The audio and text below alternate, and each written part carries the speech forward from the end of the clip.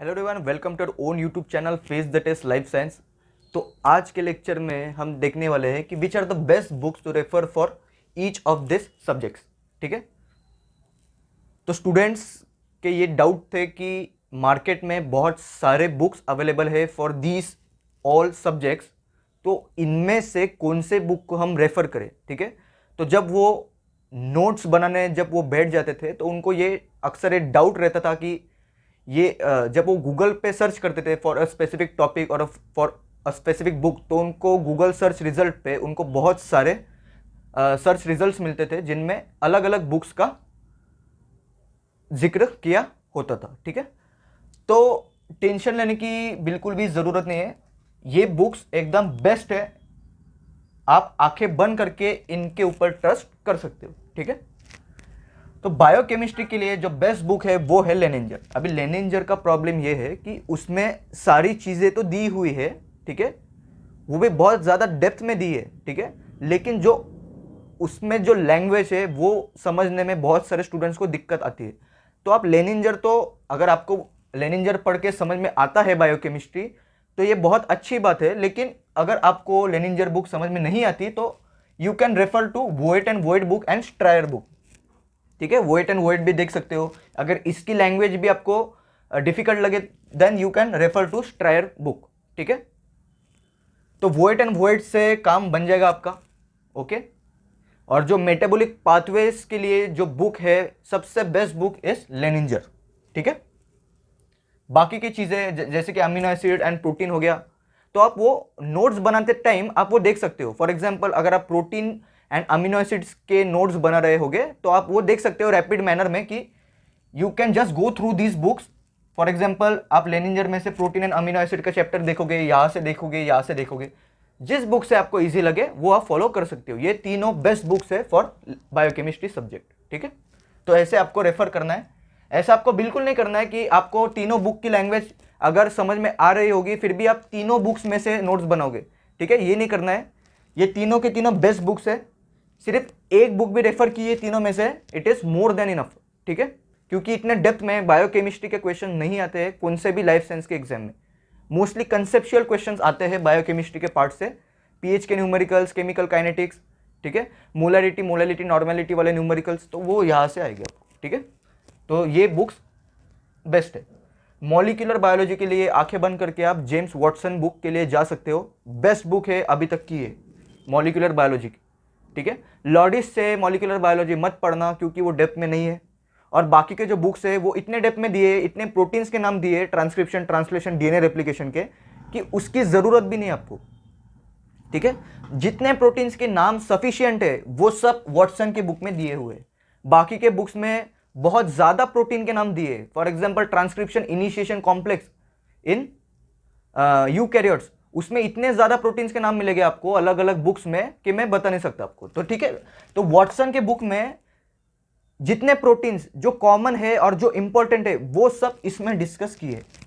ठीक है, तो वॉटसन बुक आप पढ़ लेना for molecular biology. Cell biology के लिए लॉडिश, मैं वापस से बोलूंगा ये बेस्ट बुक है लॉडिश, लेकिन फिर वही कुछ ड्रॉबैक होता है। फॉर एग्जांपल सिग्नलिंग पाथवे यहाँ पे लॉडिश के बुक में बहुत डिटेल में दिया है और कभी कभी वो लैंग्वेज समझ में नहीं आती है स्टूडेंट को, तो सिग्नलिंग पार्ट आप ब्रूस एल्बर्ट से पढ़ सकते हो, एकदम बेस्ट वे में एक्सप्लेन किया है सिग्नलिंग का part in Bruce Albert book.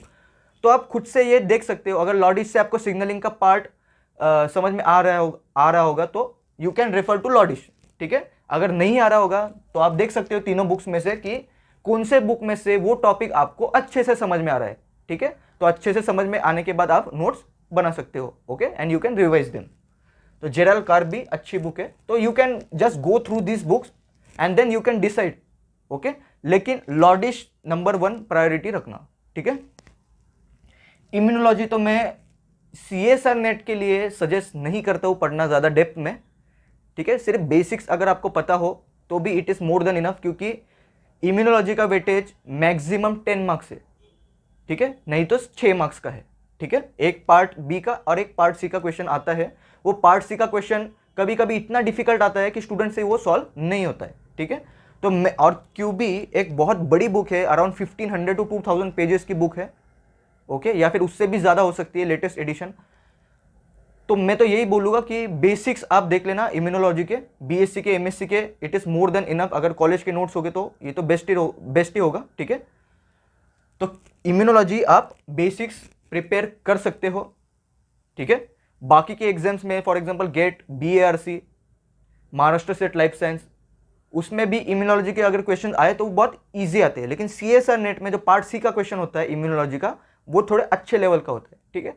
तो 2 मार्क के लिए, that is for section B का जो एक क्वेश्चन आता है, वो 2 मार्क के लिए हम 1500 पेजेस, वो वर्थ नहीं है इतना, ठीक है। फिर भी आप अगर इंटरेस्टेड हो तो आप क्यूबी बुक पढ़ सकते हो। अगर एमएससी और बीएससी की अगर आप एग्जाम लिख रहे हो यूनिवर्सिटी की theory exam, so you can always refer to Kuby book, ठीक है। इसके अलावा एक भी बुक रेफर मत करना, इसमें सारी की सारी इंफॉर्मेशन अच्छे से दी हुई है।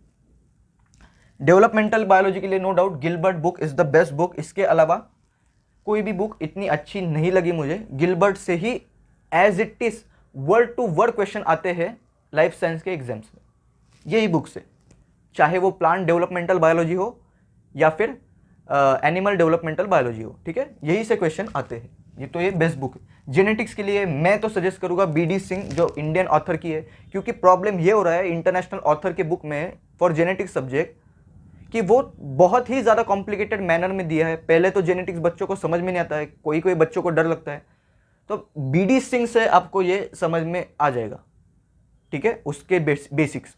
तो बहुत सारे बच्चों को ये सब्जेक्ट से बहुत डर लगता है और उनसे क्वेश्चन नहीं होते। बहुत सारे स्टूडेंट्स ये भी बोलते हैं कि सर हम सेल्फ स्टडी करके सॉल्व कर लेंगे। वो सेल्फ स्टडी तो करते हैं, लेकिन फिर भी वो सेल्फ स्टडी करने के बाद भी जेनेटिक्स के क्रॉसेस उनसे नहीं होते हैं, न्यूमेरिकल्स नहीं सॉल्व होते हैं, और कंसेप्चुअल वाले सीएसआर नेट पार्ट सी के क्वेश्चन सॉल्व नहीं होते। क्योंकि चाहे आप कंसेप्चुअल भी पढ़ाई करो, जब तक आपको यह समझ में नहीं आएगा कि वो क्वेश्चन को सॉल्व करने का तरीका कैसे है, अप्रोच कैसा है, तब तक आपसे वो क्वेश्चन सॉल्व नहीं होने वाले, ठीक है। तो जेनेटिक्स के लिए पुराने स्टूडेंट्स को पता ही है कि अपन ने एक जेनेटिक्स का कोर्स लॉन्च करके रख दिया है अपने एंड्रॉयड ऐप के ऊपर, और मैंने वो beginners to advance level cover किया है। वो कोर्स होने के बाद बीएससी का बच्चा भी CSR net, that is PhD entrance का क्वेश्चन जेनेटिक्स का आराम से सॉल्व कर पाएगा। तो मैंने वो कोर्स ऐसा डिजाइन किया है, along with my self design diagrams, numericals को सॉल्व करने के तरीके, एक एक टाइप हमने डिस्कस किया है जो कि पूछे जाते हैं जेनेटिक्स के सब्जेक्ट से, और वो टाइप को सॉल्व करने का तरीका मैंने बताया हुआ है वो कोर्स के अंदर। So there are 3 free full length demo lectures, एक आर के, तो आप वो देख सकते हो। अगर पसंद आए तो आप कोर्स ज्वाइन कर सकते हो। बहुत ही चीपेस्ट प्राइस में मैंने वो रखा है, ठीक है। इट इज़ अराउंड 500 रुपीज़, ठीक है। इन फ्यूचर वो अगर बढ़ भी जाए प्राइस, तो वो प्राइस बढ़ने से पहले आप वो ज्वाइन कर सकते हो। More than 120 students have join till now, okay, in 3 months, okay. तो आप वो देख सकते हो। और अपना एक टेलीग्राम ग्रुप भी है डाउट डिस्कशन के लिए। अगर कुछ डाउट होगा तो आप वो डिस्कस कर सकते हो। स्टूडेंट्स एक दूसरे के डाउट सॉल्व कर रहे हैं वो टेलीग्राम ग्रुप के ऊपर, and group studies is very much important, ठीक है। और एक टेलीग्राम ग्रुप है जिसपे मोर देन 3000 प्लस क्विज के क्वेश्चंस पड़े हुए हैं, डिजाइन्ड बाय मी, ओके। सब प्रीमियम क्वालिटी के बेस्ट लेवल के क्वेश्चंस है फॉर योर प्रैक्टिस। तो वो क्विज है, आप वो अटेम्प्ट कर सकते हो, ठीक है। अभी भी वो आपको 3000 क्वेश्चन मिल जाएगी वो टेलीग्राम ग्रुप पे। सब चीज़ों की लिंक मैं डिस्क्रिप्शन में देने वाला हूँ वीडियो के, आप वो देख लेना। टेलीग्राम ग्रुप्स के भी, doubt discussion as well as quiz group, और मैं एंड्रॉयड ऐप की भी लिंक दे दूंगा, तो आप वो जेनेटिक्स का कोर्स देख सकते हो। अगर आपको पसंद आया तो आप वो ज्वाइन कर सकते हो, ठीक है। तो जेनेटिक्स के लिए टैमरिन बुक भी अच्छी है, पीटर स्नूस्टैड भी अच्छी है, लेकिन मैं सजेस्ट करूंगा कि बीडी सिंह से आप जेनेटिक्स पढ़े। जेनेटिक्स अगर कोर्स आप मेरे से ज्वाइन करते हो तो आपको कोई भी बुक रेफर करने की ज़रूरत भी नहीं है। मैंने इतने शॉर्टेस्ट वे में सारे के सारे इंपॉर्टेंट पॉइंट्स कवर करके खुद के सेल्फ डिज़ाइन डायग्राम से आपको जेनेटिक्स समझा दिया है, ठीक है। फिर भी आप अगर सेल्फ स्टडी करना चाहते हो तो ये 3 बुक्स आप रेफर कर सकते हो, ठीक है। प्लांट फिजियोलॉजी के लिए नो डाउट लिंकन टेस्ट, ठीक है, तो आप ये बुक रेफर कर सकते हो, बेस्ट बुक है। ये बुक से ही क्वेश्चंस आएंगे, ठीक है। इसके अलावा क्वेश्चंस या फिर कोई और बुक से क्वेश्चंस नहीं आएंगे। ये बुक से क्वेश्चंस आते हैं वर्ड टू वर्ड, मैंने खुद देखा है, सीएसआर नेट के एग्जाम में क्वेश्चन आए हैं ये बुक से। तो आप ये बुक को रेफर करना फॉर प्लांट फिजियोलॉजी।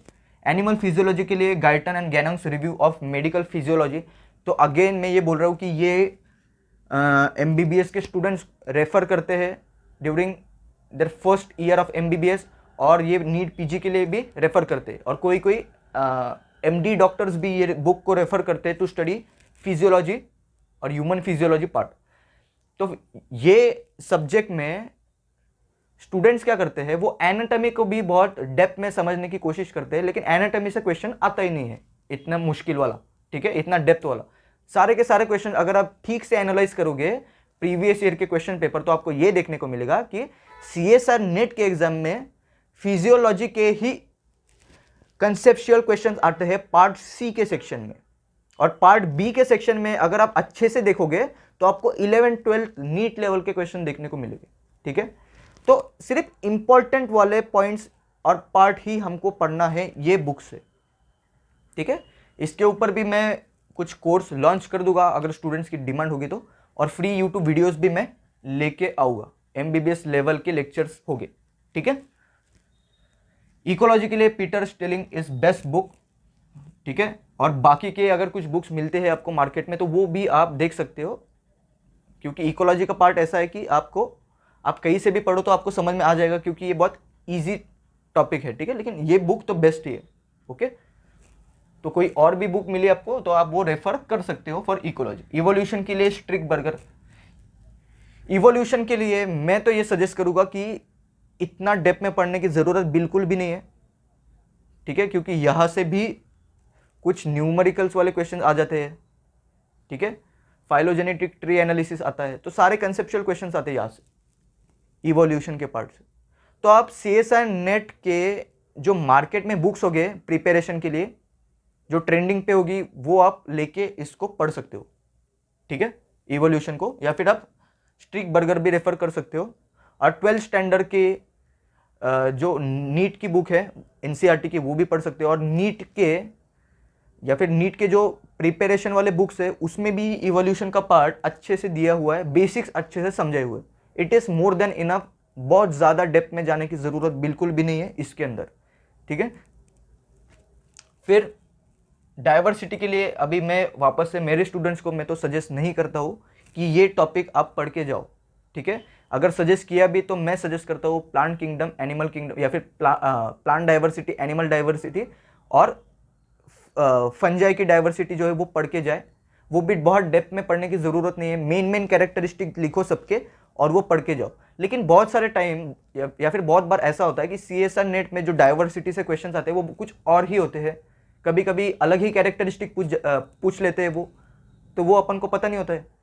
हम इतना डेप्थ में इतने सारे यूनिट्स कवर ही नहीं कर सकते, इतना वो पॉसिबल है ही नहीं, ठीक है। और इतना ज़्यादा आप रिटेन नहीं रख सकते हो इन्फॉर्मेशन। तो डाइवर्सिटी का यूनिट ऐसा है कि ये यूनिट के अंदर कहीं से भी क्वेश्चन आ सकते हैं, ठीक है। ये वाइल्ड लाइफ या फिर सेंचुरी में कौन कौन से एनिमल्स जो मेन है, प्रीडोमिनेंट है, तो हम इतना याद नहीं रख सकते हैं। तो डाइवर्सिटी में अगर आप पढ़ना चाहो तो इंटरनेट काफ़ी है, और जनरल नॉलेज के बुक्स जो आते हैं मार्केट में for UPSC preparation and for government exams, तो आप वो पढ़ सकते हैं, ठीक है। फॉरेस्ट ऑफिसर्स की जो एग्जाम होती है उसके लिए भी जो बुक्स अवेलेबल होते हैं उसमें आपको मिल जाएगा प्लांट एंड एनिमल डाइवर्सिटी, वो तो अच्छे से मिल जाएगा आपको, ठीक है। तो फॉरेस्ट ऑफिसर्स की जो एग्जाम होती है it is also conducted by UPSC only, so आप वो भी रेफर कर सकते हो टू स्टडी डाइवर्सिटी, ठीक है। या फिर डाइवर्सिटी में आप एक काम कर लेना कि प्रीवियस ईयर के क्वेश्चंस में जितने मैच द फॉलोइंग आए हैं कि ये इलनेस के लिए कौन सा वेक्टर रिस्पॉन्सिबल है, ठीक है, प्लांट के फंजाई के जो डिजीजेस है वो आप पढ़ सकते हो। अगर वो रिपीटेड या फिर वो रिपीट हो जाए क्वेश्चन तो आपके लिए तो वो बोनस क्वेश्चन हो जाएगा, ठीक है, तो आप वो भी देख लेना। लेकिन मैं तो सजेस्ट करूँगा कि डाइवर्सिटी पार्ट आप स्किप कर सकते हो। टेक्निक्स सबसे बेस्ट बुक है विल्सन एंड वॉकर, तो इसके लिए आप इंटरनेट भी रेफर कर सकते हो, और कुछ अलग अलग बुक्स मिले तो वो भी रेफर कर सकते हो। क्यों? क्योंकि अगर आपको टेक्निक पढ़ना है तो आपको बहुत अंदर नहीं घुस जाना है उसके अंदर, ठीक है। आपको क्या कंसिडर करना है, प्रिंसिपल एकदम शॉर्ट में लिखना है नोट्स में, ठीक है। कंस्ट्रक्शन लिखने की ज़रूरत नहीं है, वर्किंग बस 1-2 लाइन में समझ लेना कि कैसा ये वर्क करेगा। प्रिंसिपल मेन होता है, और वो टेक्निक को कहाँ अप्लाई कर सकते हैं वो मेन होता है एंट्रेंस एग्जाम के अंदर। कंस्ट्रक्शन कोई नहीं पूछेगा, वर्किंग भी कोई नहीं पूछने वाला, प्रिंसिपल प्रिंसिपल भी नहीं पूछते, वो सिर्फ पूछते लाइफ साइंस के एग्जाम में कि ये टेक्निक है तो क्या हम ये यहाँ पे यूज कर सकते हैं। तो वो हाइपोथेटिकल आपको साइंटिफिक सिनेरियो दे देंगे कि ऐसा ऐसा चल रहा था, साइंटिस्ट ये कर रहा था, तो which of the following techniques can be use, which of the following techniques can not be use. ठीक है, तो वो समझने के लिए या फिर वो कौन सा टेक्निक अप्लाई होगा वो समझने के लिए आपको उसका प्रिंसिपल समझ में आना चाहिए, और वो टेक्निक कहाँ पे यूज हो सकती है वो भी आपको समझ में आना चाहिए। ठीक है, कंस्ट्रक्शन पढ़ने की जरूरत नहीं है, वर्किंग डिटेल में पढ़ने की जरूरत नहीं है। ठीक है, तो विल्सन एंड वॉकर से काम बन जाएगा। अप्लाइड बायोलॉजी, अभी अप्लाइड बायोलॉजी में तो बहुत सारा है, for example bio process engineering, animal tissue culture, plant tissue culture. ठीक है, फिर कभी कभी माइक्रोबायोलॉजी आ जाता है, फिर कभी कभी एक बार तो बायो इन्फॉर्मेटिक्स से भी क्वेश्चन आया था CSIR नेट के एग्जाम में, शायद से लास्ट ईयर आया था। ठीक है, तो अप्लाइड बायोलॉजी में बहुत सारे चीज़ें होती है, recombinant DNA technology, genetic engineering. तो हम वापस से मैं ये बोल रहा हूँ कि आपको ये सारे के सारे सब्जेक्ट्स डिटेल में पढ़ने की बिल्कुल भी ज़रूरत नहीं है। ठीक है, अगर लेकिन बेस्ट बुक्स जो है, जो आप सिलेबस में जो आपके दिए हुए हैं, CSIR नेट के सिलेबस में, जो अप्लाइड बायोलॉजी के सिलेबस में जो जो टॉपिक्स दिए हुए हैं आपको, तो वो टॉपिक्स आप ये बुक से कवर कर सकते हो। TA ब्राउन हो गया, प्रिमरोज हो गया, बर्नार्ड ग्लिक हो गया।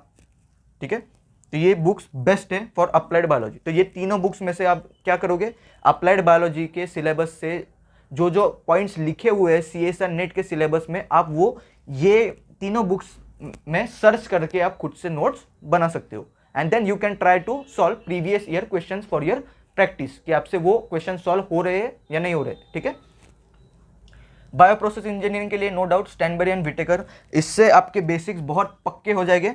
ठीक है, और न्यूमेरिकल अप्रोच में अगर आपको किंग बनना है तो आप डोरैन बुक को पूरा का पूरा, या फिर जो जो इंपॉर्टेंट फॉर्मूला है and all, you can practise through this book, Pauline Doran. ठीक है, तो ये न्यूमेरिकल्स के लिए बेस्ट है, और ये Stanbury and Whitaker is best to understand the basics of bio process engineering. तो ये बुक से सारे के सारे बेसिक्स आपके क्लियर हो जाएंगे। ठीक है, और जो मेन चैप्टर्स है जहां से क्वेश्चन पूछे जाते हैं from bio process engineering, mainly in DBT exam and in GATE biotechnology exam, or from microbial growth kinetics. ठीक है, वहां से बहुत ज्यादा क्वेश्चन पूछे जाते हैं। ओके, और स्टेरलाइजेशन वाला चैप्टर है, स्केल अप वाला चैप्टर है। ठीक है, तो वहां से क्वेश्चंस आते हैं। एनिमल सेल कल्चर से कभी कभी एक क्वेश्चन आ जाता है CSIR नेट में, इसका वेटेज कम है। ठीक है, DBT में भी इससे 3-4 क्वेश्चन आते हैं, तो DBT में अच्छा वेटेज है इसका, animal tissue culture and plant tissue culture का। लेकिन CSIR नेट में आप both animal tissue culture and plant tissue culture को मिला के आप मैक्सिमम 6 से 8 मार्क्स कंसिडर कर सकते हो। ठीक है, कभी कभी तो वो 6 से 8 मार्क्स भी नहीं आते। ठीक है, कभी कभी क्वेश्चन ही नहीं आते यहाँ से। ठीक है, लेकिन पढ़ना होगा, अगर आपकी यूनिवर्सिटी की एग्जाम है थ्योरी वाली, तो आप यहाँ से पढ़ सकते हो। एनिमल सेल कल्चर के लिए इयान फ्रेशने बुक बेस्ट है, प्लांट टिश्यू कल्चर के लिए SS Bhojwani and MK Razdan are best books. ठीक है, माइक्रोबायोलॉजी अगर आप गेट लाइफ साइंस के लिए टारगेट कर रहे हो, तो माइक्रोबायोलॉजी के लिए no doubt Prescott, Brock and Tortora, these 3 are best books. ठीक है, तो गेट लाइफ साइंस में आप देख लेना कि गेट लाइफ साइंस एग्जाम में माइक्रोबायोलॉजी से कहाँ से क्वेश्चंस आते हैं, तो आप ये तीनों बुक्स रेफर कर सकते हो फॉर माइक्रोबायोलॉजी। ठीक है, और माइक्रोबायोलॉजी का वेटेज तो ना के बराबर है इन CSIR net life science exam. Maharashtra state life science में भी इससे क्वेश्चन नहीं आते, अगर आए तो 1 से 2 क्वेश्चन आते हैं सिर्फ, तो ये वर्थ नहीं है इतना 3 बुक्स पढ़ना for CSIR NET exam and GATE biotechnology exam, क्योंकि गेट बायोटेक्नोलॉजी एग्जाम में भी इसका वेटेज बहुत कम है, लेकिन गेट लाइफ साइंस में तो इसका पूरा अलग यूनिट है। ठीक है, अलग पूरा सब्जेक्ट है जो कि स्टूडेंट चूज करते हैं, तो गेट लाइफ साइंस वाले स्टूडेंट ये तीनों बुक को रेफर कर सकते हैं। ठीक है, तो आई होप ये बुक्स आपको बहुत हेल्प करेंगे, कहीं आपको कोई दूसरा वीडियो देखने की भी ज़रूरत नहीं है आपको। ये बुक्स, ट्रस्ट मी, ये बुक्स सबसे अच्छे बुक्स है। ठीक है, तो आपका कन्फ्यूजन अभी दूर हो जाएगा। ठीक है, सो you can start studying. Okay, और and all those who haven't subscribed my channel yet, please subscribe my YouTube channel, or and also press the bell icon so that you will get notified when my next videos will get uploaded. Okay, so I hope this lecture was very much helpful for you. So please share, like and comment if you have any doubts regarding this lecture or any doubt, and see you in the next lecture. Thanks for watching.